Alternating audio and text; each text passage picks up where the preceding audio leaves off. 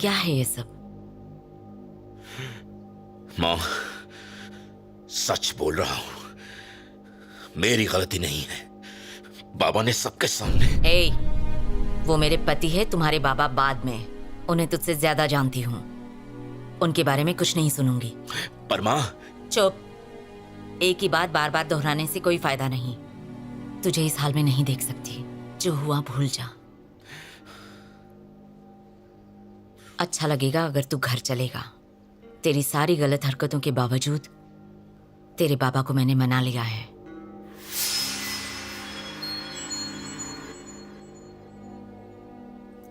उन्होंने तुझे माफ कर दिया है। उनका 60वां जन्मदिन है, तुझे आना है।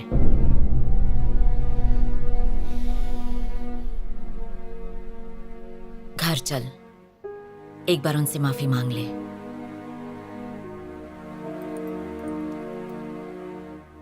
मेरी खातिर।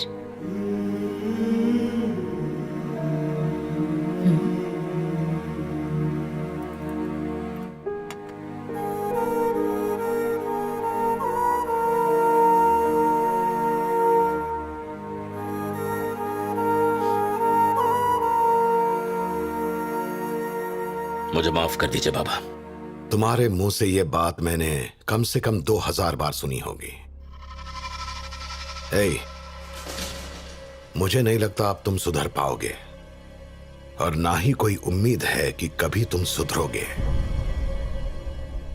मैंने सिर्फ तुम्हारी मां की वजह से तुम्हें फिर इस घर में आने दिया है।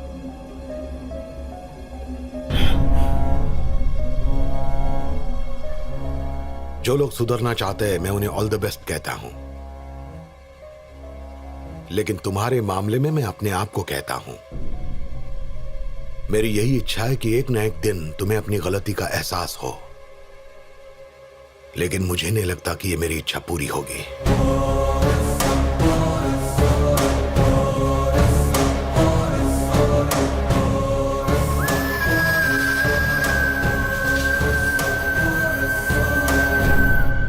बाबा अगर हमारे लिए कुछ छोड़कर जाएंगे तो वो होगी लोगों की हमारे लिए इज्जत।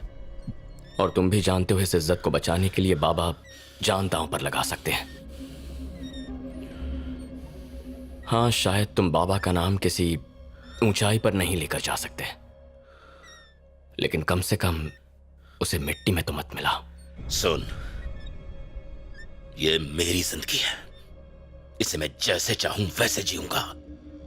मैं जानता हूं कि बाबा मदारी हैं और तू उनका बंदर, लेकिन मेरे सिर पर मत नाच।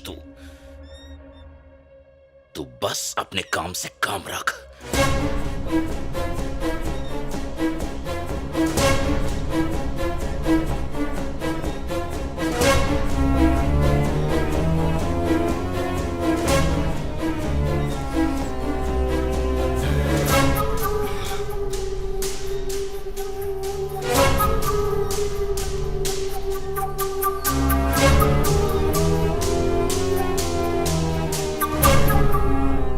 तो फिर आपका हैदराबाद में बिजनेस शुरू हुआ था, वो कैसा चल रहा है? सब ठीक ठाक तो है?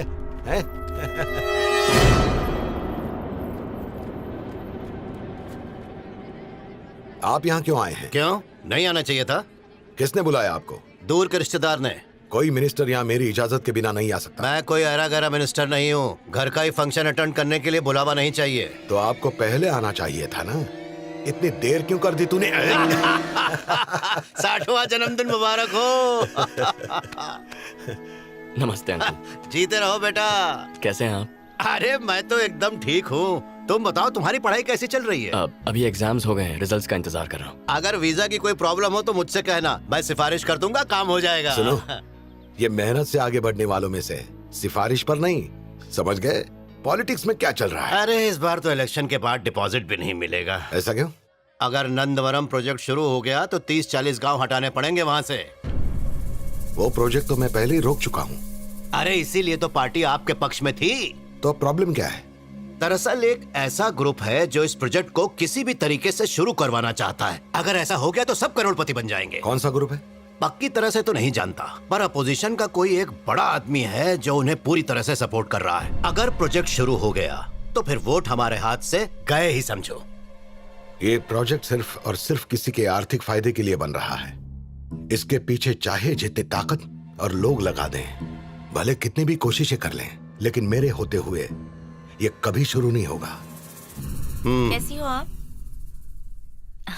नमस्ते। हाँ नमस्ते भाभी। ये क्या आज भी राजनीति की बातें? कृष्णा ने आपके लिए प्रोग्राम रखा है, चलिए। गलत को खड़े रहकर देखना नहीं चाहिए, बल्कि हमें भी उसका हिस्सा बनना चाहिए। ये मेरी अपनी राय है। हमें भूषण से दूर रहना चाहिए। दादा का राज दुलारा, मेरा मतलब दादा के जिगर के टुकड़े को शामिल नहीं करना चाहिए। ठीक है, भूषण को छोड़ दो, पर दादा को रोकने के प्लान का क्या हुआ?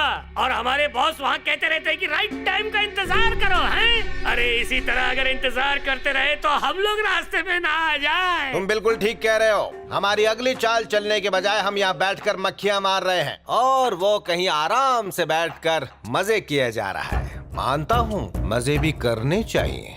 तो फिर हम देर क्यों कर रहे हैं? टेंशन मत लो, बॉस ने कहा है कि यही सही वक्त है हमारे लिए इस मुसीबत से छुटकारा पाने का। पर एक बात याद रहे, दूर से बॉम्ब्स या गोलियों से काम खत्म नहीं करना है। शांति से उसे उठा कर ले आओ और छोटे छोटे टुकड़े करो उसके, और चील कौओं को डाल दो। समझ गया। गोलियों या बम से एक ही बार में काम तमाम हो जाता है।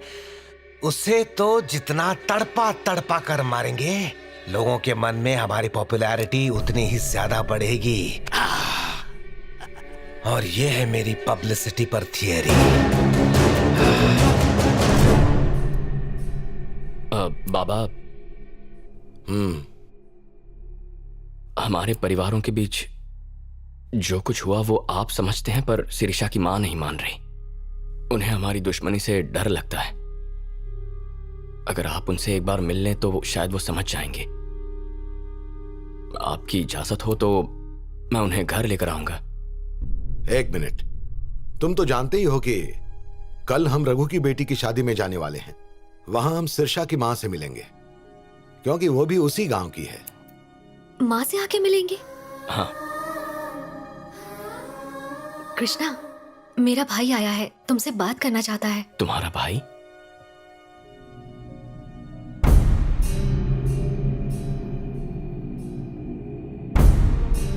मेरे बारे में तो सुना ही होगा। तुम्हारे बाबा ने मेरे बाबा की जान ली और इसीलिए ये लड़ाई शुरू हुई। फिर मैंने तुम्हारे बाबा के दुश्मनों से हाथ मिला लिया। यहां तक कि मैंने भी तुम्हारे बाबा को मारने की कोशिश की, लेकिन मुझे बाद में पता चला कि मेरे बाबा को आखिर क्यों मारा गया था। मुझे एहसास हुआ कि मेरे बाबा गलत थे और तुम्हारे बाबा सही थे।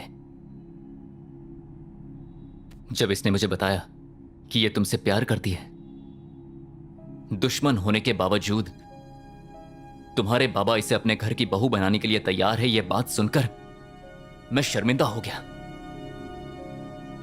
इसलिए आज मैं तुमसे एक बहुत ही जरूरी बात कहने आया हूं। आज तक मैं तुम्हारे दुश्मनों के साथ मिला हुआ था, इसलिए सिर्फ मुझे यह बात पता है। बात क्या है? रघु की बेटी की शादी में जाते वक्त दादा पर हमला करने का प्लान बनाया है। ओह माय गॉड, शादी तो आज ही है।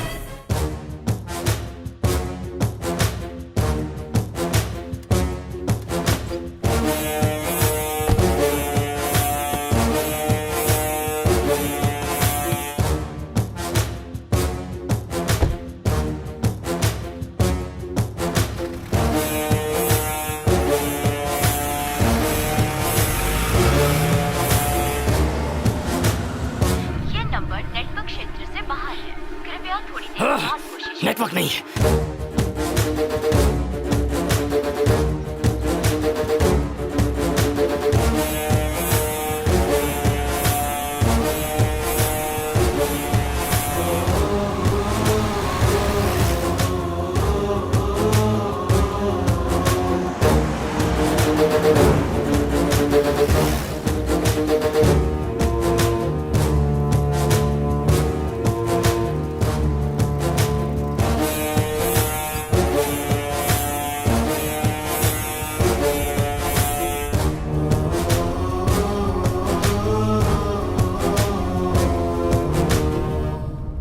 कृष्णा को कब से फोन लगा रहा हूं, नेटवर्क का प्रॉब्लम है।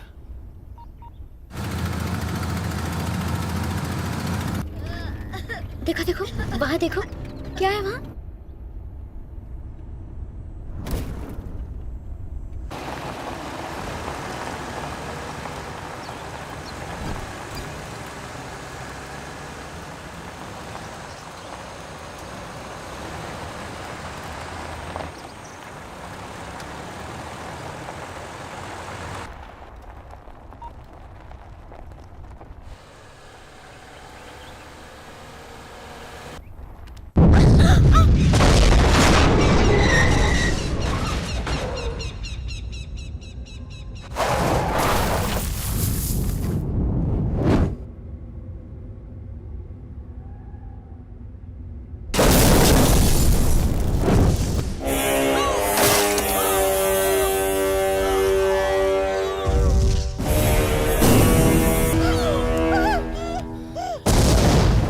लक्ष्मी, वो मुझे मारने के लिए आए हैं। अगर तुम मेरे साथ होगी तो तुम्हें भी मार डालेंगे। मैं निकलता हूँ।